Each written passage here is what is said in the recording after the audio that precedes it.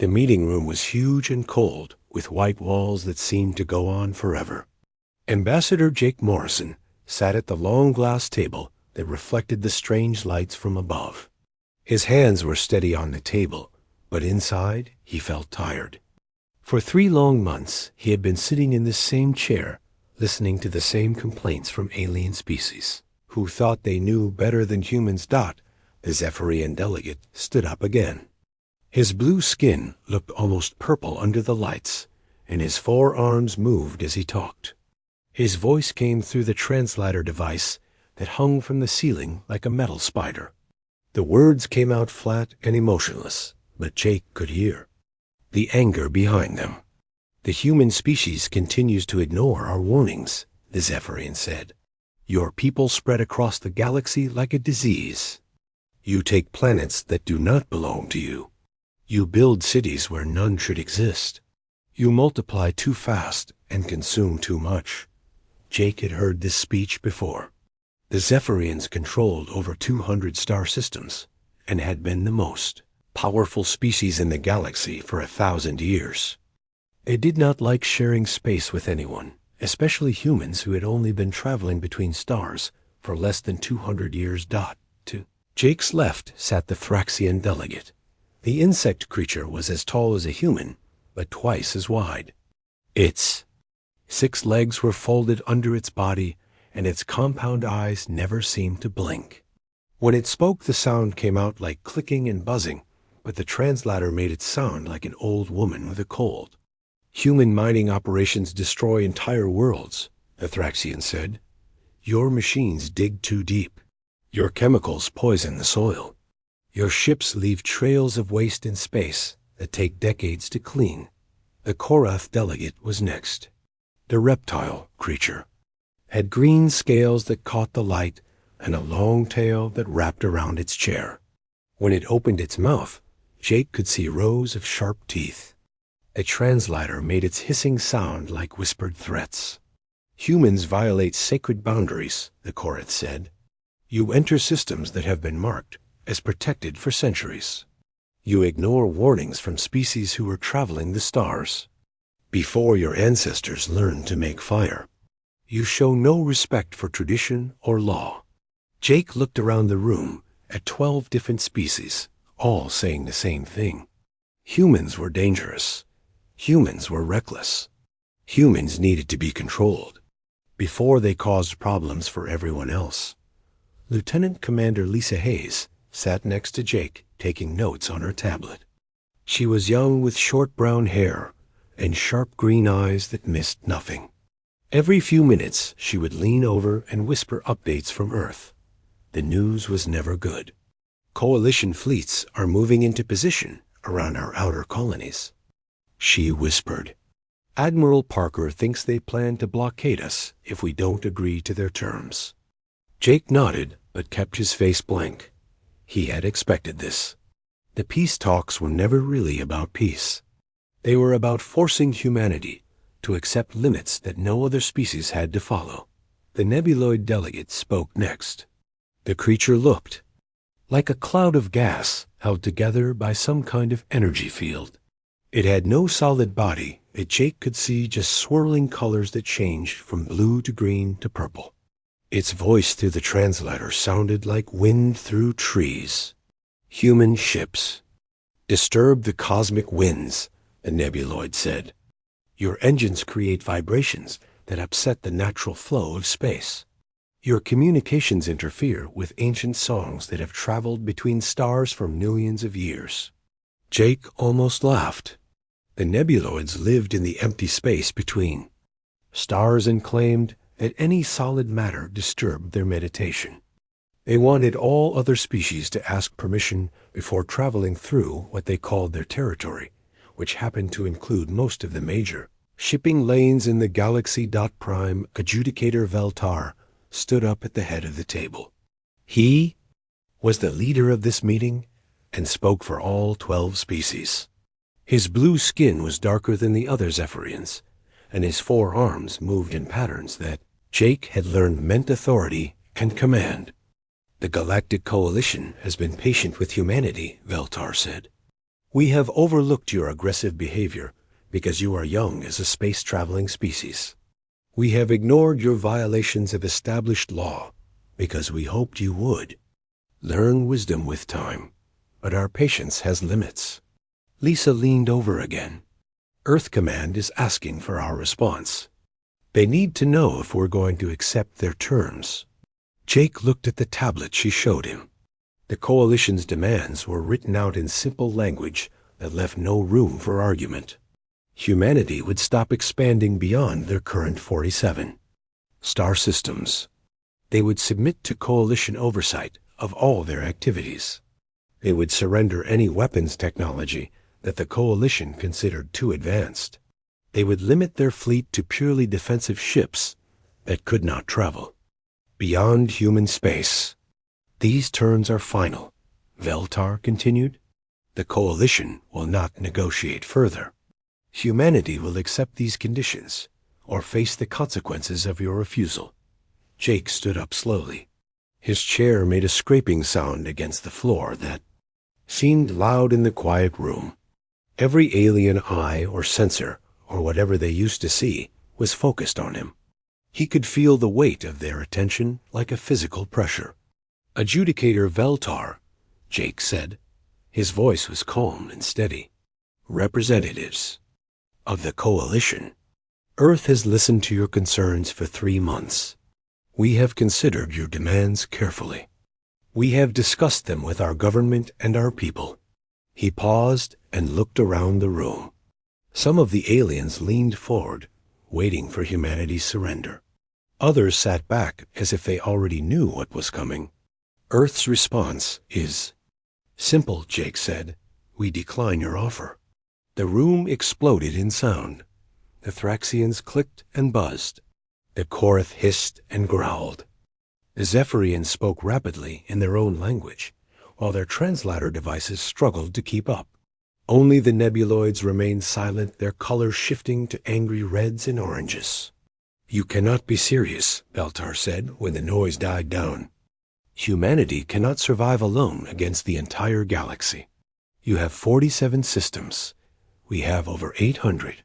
You have 12 billion people. We have trillions. Your technology is primitive compared to ours. Your military is tiny. Jake picked up his papers and folders.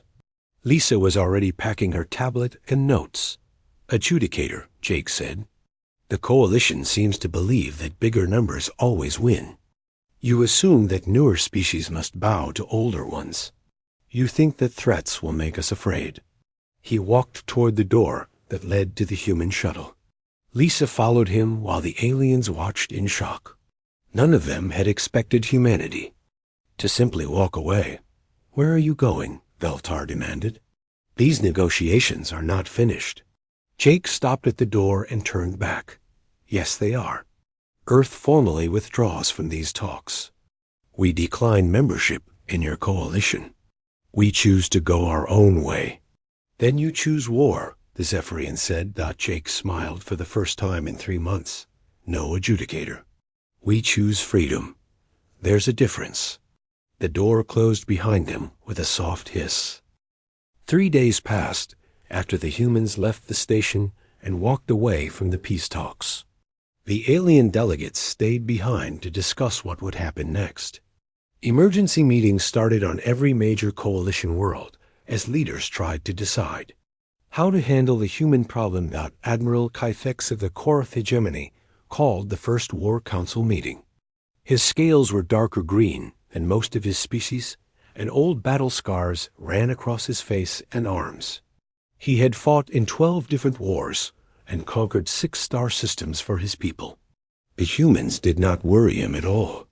The situation is simple, Kythex said to the other military leaders who attended the meeting through hologram projectors. Humans have maybe 200 combat ships spread across their territory. Most of these are small patrol vessels or outdated cruisers, left over from their early space programs. We can gather over 3,000 ships within 1 standard month. The other leaders nodded in agreement. The numbers were clear, and the advantage was obvious. Humanity had grown fast as a space-traveling species, but they were still babies compared to civilizations that had been building fleets for thousands of years. Speaker Zoth represented the Thraxian hive mind in the meeting. The insect creature's voice came through electronic translation because the Thraxians communicated by sharing thoughts directly. Individual Thraxians could not speak for themselves because they were all connected to the central mind that controlled their entire species. Human industrial capacity shows promise, but remains limited by their small population and few worlds, the translation device announced in a flat mechanical voice. They lack the resource networks that we have built across 800 star systems. They cannot match our production capabilities. This was true according to all Coalition intelligence reports. Humans had built impressive factories and shipyards on their colonies, but they simply did not have enough raw materials or workers to compete with species that controlled hundreds of worlds. The math was simple, and the conclusion was obvious. Luxarian delegate joined the discussion next. Shindar looked like a tall, thin human made of pale light that shifted and changed color as it moved. The Luxarians were energy beings who had given up physical bodies millions of years ago. They spoke by creating vibrations in the air that sounded like music. Human warriors demonstrate individual skill and creative thinking in combat situations, Shindar said in a voice like singing bells. However, they lack experience in large-scale galactic warfare. Most of their military knowledge comes from fighting wars against their own species on their home planet. They do not understand the complexity of managing fleets across multiple star systems. The Coalition had studied human military history carefully. Humans had spent thousands of years fighting each other with increasingly deadly weapons. They had created detailed strategies for planetary warfare and had developed tactics for space combat around their own solar system, but they had never faced the challenge of coordinating attacks across dozens of star systems at the same time while managing supply lines that stretched across hundreds of light years. Prime Adjudicator Veltar listened to all the reports before speaking. His authority came from representing the oldest and most powerful species in the galaxy. The Zephyrians had been the dominant force in galactic politics for over 2,000 years. They had seen dozens of younger species try to challenge the established order, and they had defeated all of them. The Coalition intelligence services have prepared a complete analysis of human capabilities, Veltar announced. Their assessment confirms what we already knew. Humanity controls 47 star systems with a total population of approximately 12 billion individuals. Their technology shows innovation in certain areas, but remains several generations behind Coalition standards in weapon systems, defensive shields, and faster-than-light travel. The report was 300 pages long and had been prepared by the best intelligence analysts from 6 different species. They had studied every human ship design, analyzed every human weapon, and calculated the industrial output of every human colony. The conclusion was unanimous. Humanity could not win a war against the Coalition. Captain Rex Manning commanded the human destroyer, Defiance, from his position near the Kepler 442 system. His ship was one of the newest in the human fleet, but it was still smaller and less advanced than most Coalition vessels. Manning had been listening to Coalition communications for weeks as they prepared for war. The aliens were not even trying to hide their plans. They sent messages between their fleets using basic encryption that human computers could break in minutes. They discussed troop movements and attack schedules as if humans were not smart enough to intercept their signals. "Sir," said Petty Officer Gani Rodriguez from his position at the communication station, "Earth Command is sending new orders to all ships. We're supposed to implement Protocol 7 and fall back to designated defensive positions." Manning nodded, but his face showed no emotion. Every human military officer knew about Protocol 7, even though it had never been used before. The protocol had been created decades ago by human strategic planners who had studied every possible threat that humanity might face. It was designed for exactly this situation. "Send confirmation to Earth Command," Manning ordered. "Tell them we understand and will comply with all directives." Rodriguez typed the response into his console, but then looked up with a question. "Sir, what should I tell them about the Coalition fleet movements we've been tracking?" Manning smiled for the first time in days. "Tell them the aliens are making this easier than we expected. They're so confident that they're not even trying to hide their plans." The Coalition military leaders finished their planning session with complete confidence in their victory. They had more ships, more soldiers, more weapons, and more experience than the humans could ever hope to match. The war would be over quickly, and humanity would surrender within months. Admiral Kyphex issued the final orders to all Coalition fleets. Phase 1 begins in 7 days. Simultaneous attacks on 12 major human colonies, followed by a complete blockade of Earth itself. Estimated resistance time is 3 to 4 months before human surrender. All fleet commanders are authorized to use whatever force is necessary to achieve victory. The hologram projectors shut down and the meeting ended. Coalition ships throughout the galaxy began moving toward human space. Weapons were loaded, shields were charged, and invasion forces prepared for deployment. Everything was ready for the swift defeat of humanity. What the Coalition leaders did not know was that human intelligence had been listening to every word of their planning session. The aliens had underestimated human technology, just as they had underestimated human determination. Captain Manning and dozens of other human officers knew exactly when and where the attacks would come. Earth Command issued new orders to every human ship and colony. Protocol 7 was now active, and the real war was about to begin. The attack began at sunrise on New Austin, a farming colony in the Tau Ceti system.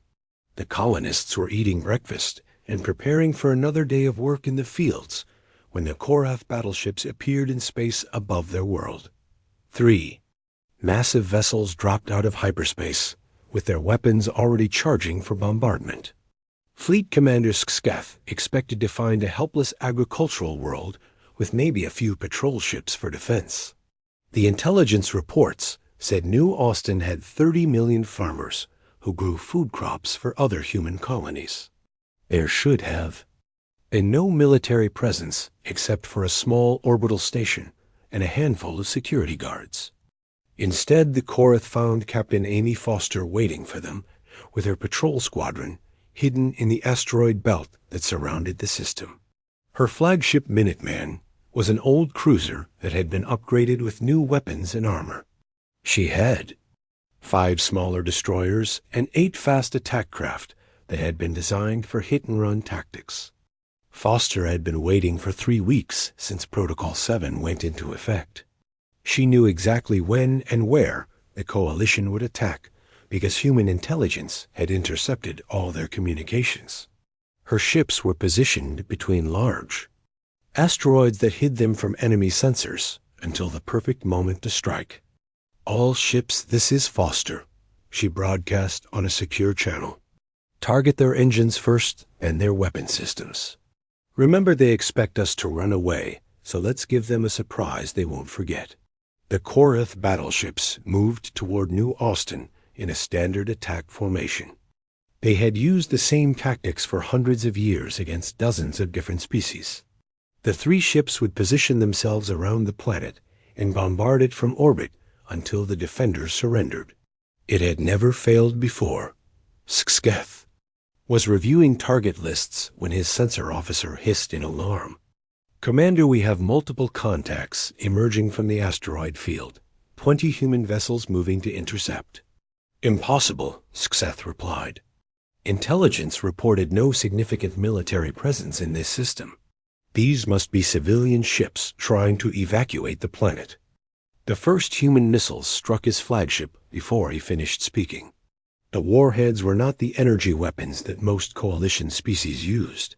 They were solid metal projectiles accelerated to incredible speeds by magnetic coils. The kinetic impact punched through Korath's shields like they were made of paper. "Shields down to 60%, reported the damage control officer. "Hull breach on deck 7. "These weapons are more powerful than expected." Foster's squadron attacked from 3 different directions at once. Her destroyers came in fast, and lo, while her attack craft hit the Korath ships from above and below. The aliens found themselves surrounded by enemies who seemed to know exactly where their weak points were located. The human weapons were different from anything the Korath had faced before.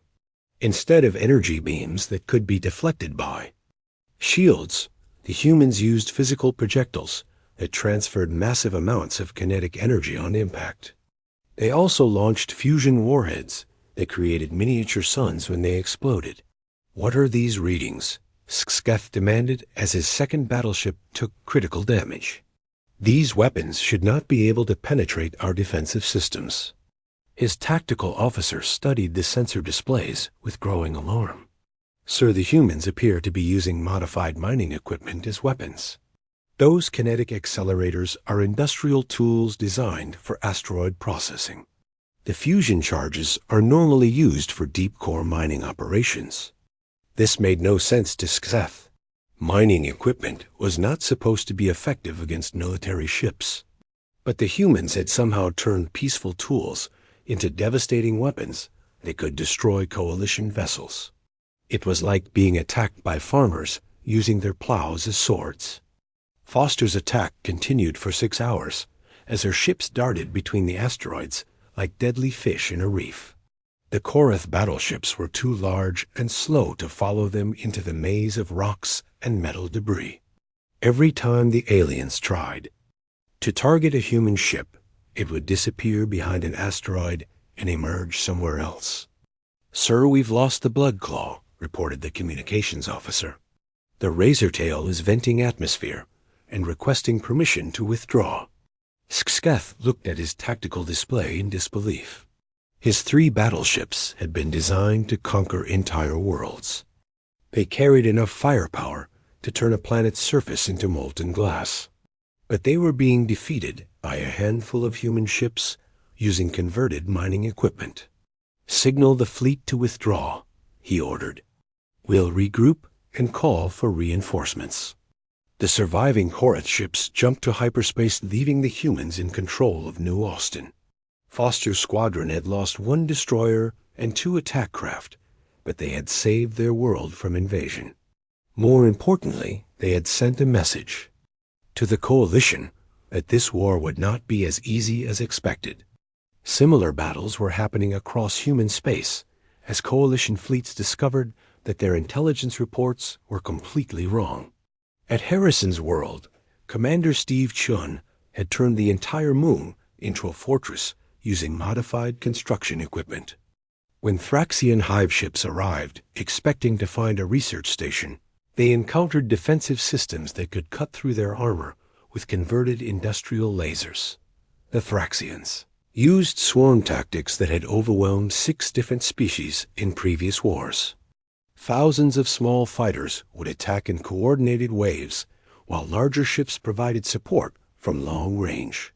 The strategy relied on overwhelming enemy defenses through sheer numbers. Chun's defenses were designed specifically to counter swarm attacks. He had studied Thraxian tactics for years and had prepared automated systems that could track and target hundreds of small ships at the same time. His lunar fortress was equipped with thousands of point defense weapons that had been built using mining laser technology. "Incoming swarm detected," announced the fortress computer in Chun's command center. "Activating defensive grid pattern 7. The surface of Harrison's moon lit up like a Christmas tree as thousands of laser beams reached out to touch the Thraxian fighters. Each beam was precisely aimed and computer-controlled. The weapons could fire continuously for hours without overheating because they used the same cooling systems that mining operations employed. Within minutes, the Thraxian swarm was reduced to scattered debris floating in space. The surviving fighters retreated in confusion, while their command ships tried to understand what had happened. The humans had somehow turned an entire moon into a weapon using technology that was supposed to be for peaceful purposes. The most shocking defeat came at Kepler 438b, where a joint Zephyrian and Lexarian task force expected to find a minor outpost with maybe 50,000 colonists. Instead, they discovered a fully militarized world with hidden shipyards that launched 24 vessels the Coalition had never seen before.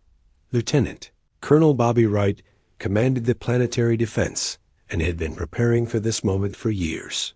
His ships were new designs that incorporated lessons learned from studying Coalition technology. They were faster than Zephyrian vessels and carried weapons specifically designed to disrupt Luxarian energy forms. "This is right to all Coalition ships," he broadcast on an open channel. "You came to our home uninvited. You threatened our families and our children. You thought we would be easy targets because we're new to space travel. Now you're going to learn why humans don't back down from bullies." The battle lasted 18 hours and ended with the complete destruction of the Coalition task force. Emergency meetings began across Coalition. Space's reports from the front lines painted a picture that no one wanted to believe. Admiral Kyfex stood before a room full of military leaders, with his scales pale from stress and his tail twitching with nervous energy. The holographic displays around him showed battle damage reports from 12 different systems. "Phase 1 has failed completely," Kyfex announced to the shocked assembly. "We have lost 47 ships in the first week of combat. Human resistance is far stronger than our intelligence predicted. Their defensive capabilities exceed all previous estimates." Prime Adjudicator Valtar attended the meeting through secure transmission from the Zephyrian capital world. His 4 arms moved in patterns that showed confusion and anger. The oldest and most powerful species in the galaxy was not used to receiving bad news from military campaigns. "How is this possible?" Valtar demanded. "Our intelligence services spent years studying human capabilities. They confirmed that human technology was primitive and their military was small. How could we have been so wrong about everything?" The answer came from an unexpected source, Dr. Patricia. Kim was the Coalition's leading expert on alien psychology and had spent decades studying how different species thought and acted. She was human herself, but had been working for the Coalition since before the peace talks began. Her analysis of the situation would change everything the aliens thought they knew about her species. "We fundamentally misunderstood human culture and history," Dr. Kim explained through the translation system. "We assumed that their long history of internal conflicts indicated weakness and division.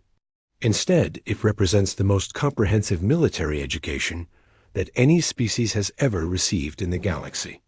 She activated a holographic display that showed human military history going back thousands of years. The images showed armies fighting with swords and spears, then guns and cannons, then tanks and aircraft, then missiles and nuclear weapons. Each war had been more destructive than the last, and each victory had been won through innovation and adaptation. Humans have spent their entire existence as a species learning how to fight wars, Dr. Kim continued. They have used every possible weapon and strategy against each other. They have fought on land, at sea, in the air, and in space. They have adapted to every environment and overcome every tactical challenge. The alien leaders listened in growing horror as Dr. Kim explained what this meant. Humans had not just studied their own military history.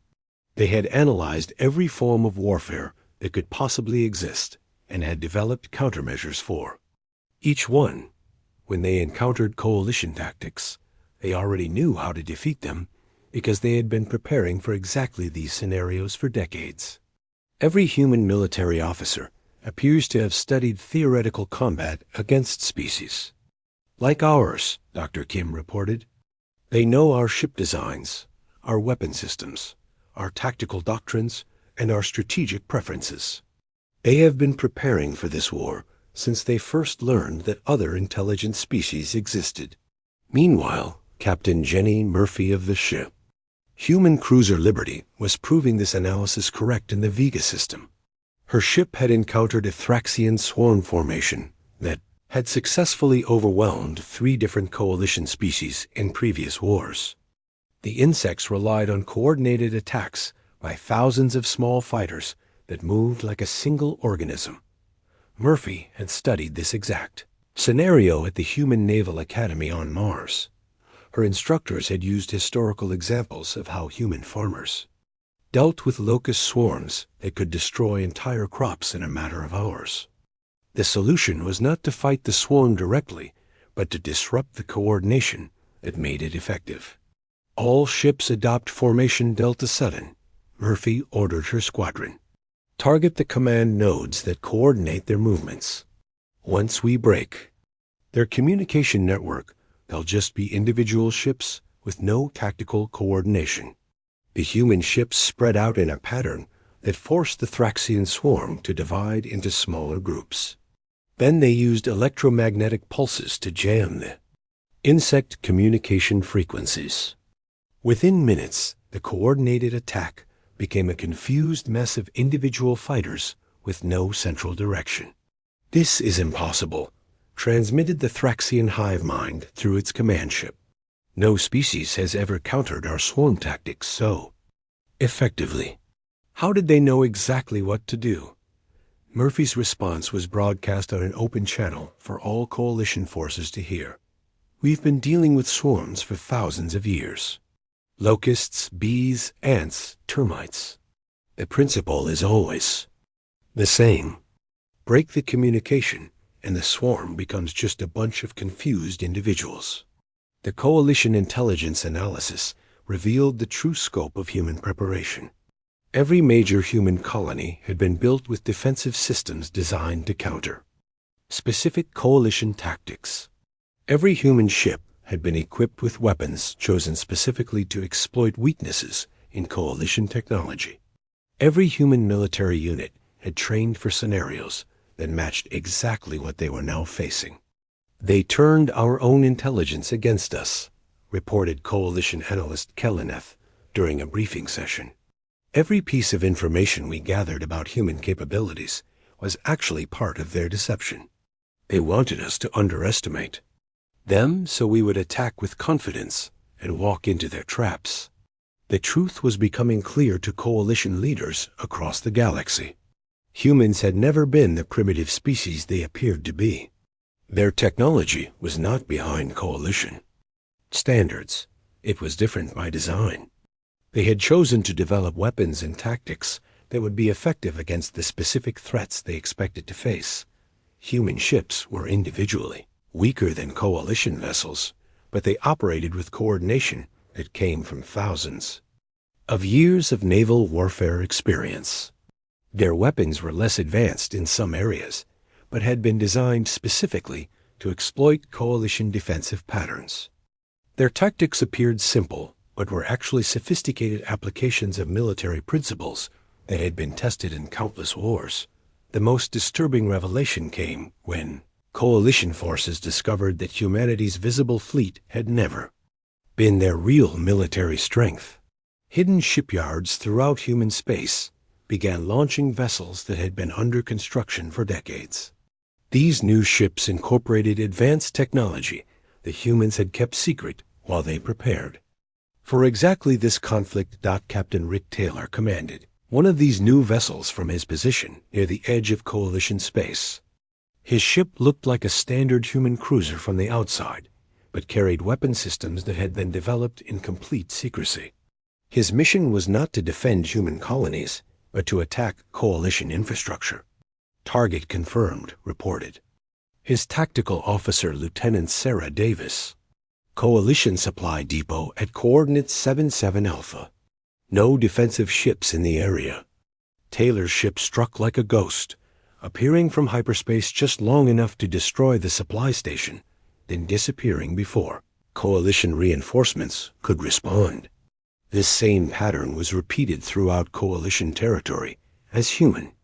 Strike teams began systematically dismantling the economic networks that held the alien alliance together.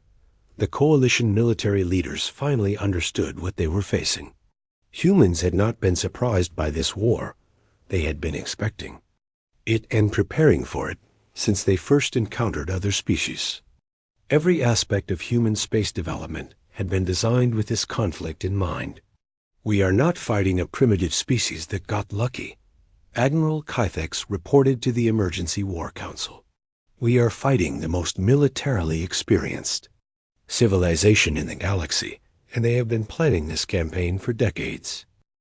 6 months after the humans walked away from the peace talks, Ambassador Jake Morrison found himself sitting in another meeting room on another neutral station. This time, the situation was completely different. The aliens who had once demanded that humanity submit to their authority were now begging for a chance to end the war they had started. The numbers told a story that no Coalition leader wanted to admit. Their fleets had suffered 60% casualties while failing to capture even one major human world. Worse than the military losses were the economic problems that human strike teams had created throughout Coalition space. Trade routes that had operated safely for centuries were now too dangerous to use. Supply lines that connected hundreds of worlds had been cut by human raiders who appeared without warning and vanished before anyone could respond. Prime Adjudicator Veltar sat across from Jake with his forearms folded in a gesture that meant defeat and submission. The proud Zephyrian leader who had dismissed humanity as a minor threat now looked tired and desperate. His blue skin had faded to a pale gray, and his movements were slow and careful. Ambassador Morrison, Veltar, began in a voice that had lost all its authority. The Coalition wishes to discuss terms for ending this conflict. We recognize that our initial assessment of human capabilities was incorrect. We are prepared to negotiate new agreements that take into account the realities of the current situation. Jake looked around the room at delegates who represented species that had once controlled most of the galaxy. Several chairs were empty, because those governments had collapsed when human economic warfare destroyed their trade networks. Others sat quietly with the defeated posture of beings who had learned expensive lessons about underestimating their opponents. The Thraxian hive mind had sent a new representative because the old one had been killed when human forces destroyed their main communication center. The insect creature's electronic translator spoke in the same flat, mechanical voice, but the words carried a tone of desperation that had never been heard from their species before. The Thraxian Collective requests immediate cessation of hostilities, the translator announced. Human tactical innovations have disrupted our coordination protocols. Our swarm formations are no longer effective against opponents who understand our communication methods. We require time to develop new strategies. Commander Rick Taylor had spent the past 3 months leading hit-and-run attacks against Coalition infrastructure with a small fleet of ships that had been designed specifically for this type of warfare. His vessels were fast enough to outrun any Coalition warship and carried enough firepower to destroy major installations in minutes. More importantly, they were commanded by officers who understood that the best way to win a war was to make it too expensive for the enemy to continue fighting. Taylor's latest target had been the central banking facility on Zephyria Prime, where most Coalition species stored their financial records. His team had not destroyed the building or hurt any civilians. Instead, they had simply downloaded all the financial data and then broadcast it across the galaxy for everyone to see. The revelation of how much wealth the Coalition leaders had been hoarding while their people struggled had caused riots on dozens of worlds. Mission accomplished, Taylor reported to Earth Command from his flagship Independence. Coalition economic networks are in complete chaos. Half their member species are demanding new governments, and the other half are trying to negotiate separate peace deals with us. Captain Helen Foster had achieved an even more impressive victory when her squadron managed to infiltrate the primary communications relay at Zephyria Prime without firing a single shot. Her team had disguised their ships as Coalition vessels and had simply walked into the facility wearing stolen uniforms. They had spent 6 hours reprogramming the entire network before anyone realized what was happening. The result was that Coalition, military forces throughout the galaxy, had suddenly found themselves unable to communicate with their command centers. Orders that should have taken minutes to transmit were delayed for hours or lost completely. Fleets that had been coordinated across multiple star systems found themselves operating blindly with no central direction. The humans are not fighting a conventional war, Admiral Kyphex explained to what remained of the Coalition War Council.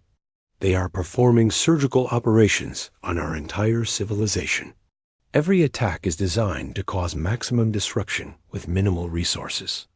They understand our weaknesses better than we understand them ourselves. The most shocking development had come when Colonel Dan Murphy somehow convinced 2 minor Coalition species to switch sides completely. The Altarians and the Centauri had both been members of the Coalition for over 400 years, but they had never been treated as equals by the major powers. Murphy had simply offered them the same protection and trading rights that human colonies enjoyed. The humans offered U.S. something the Coalition never gave us, explained Altarian Representative Cole Wynn during the emergency session. They offered us respect. They treated us as partners instead of servants. They showed us what real cooperation looks like instead of the domination we have experienced for centuries. Jake listened to all the speeches and requests and desperate attempts at negotiation before finally speaking. His voice was calm and steady, just as it had been 6 months earlier when he had walked away from the original peace talks. The Coalition's original offer was for humanity to accept limits on our expansion, submit to your oversight, surrender our advanced weapons, and restrict our fleet to purely defensive operations. Jake said, Earth's counteroffer is much simpler. Leave us alone. Veltar leaned forward with surprise and confusion clear in his movements. That is all you want. No territorial demands. No reparations for the war. No requirements for Coalition surrender. Jake nodded once. Withdraw all Coalition. Military forces from human space immediately. Recognize our sovereignty over our current territories and any future colonies we choose to establish. Agree to complete non-interference in human affairs. In return, we will cease all military operations against Coalition targets and return to our previous expansion schedule. The room was silent as alien delegates tried to understand what they were hearing. After 6 months of devastating defeats and billions of casualties, the humans were offering essentially a return to the situation that had existed before the war started. The only difference was that now everyone understood the real balance of power in the galaxy. Speaker Zokt of the Thraxians asked the question that every delegate was thinking. What guarantee do we have that humanity will not seek revenge for this conflict? Your species has demonstrated military capabilities that exceed our greatest fears. What prevents you from conquering Coalition space now that you have proven your superiority? Jake's smile was neither threatening nor friendly, but simply honest. Because we never wanted to rule the galaxy in the first place. We just wanted to be left alone to build our civilization in peace. We offered to coexist with you as equals, but you demanded that we submit to your authority. We refused, and you chose war. Now you understand the cost of that choice. The Coalition delegates voted unanimously to accept human terms without any changes or additions. Treaties were signed within hours, and withdrawal orders were transmitted to all Coalition fleets. The war that was supposed to last a few months and end with human surrender was over, with humanity achieving everything they had originally asked for. As Jake prepared to return to Earth, Veltar approached him with one final question. How long have your people been preparing for this war? Jake gathered his papers and stood up from the negotiation table. Since the day we first learned that other intelligent species existed in the universe, we hoped we would never need to use our preparations, but we have learned from our own history that hope is not a strategy. Some species negotiate from strength, and others negotiate from weakness. Humans negotiate from principle, and principle can be the strongest foundation of all.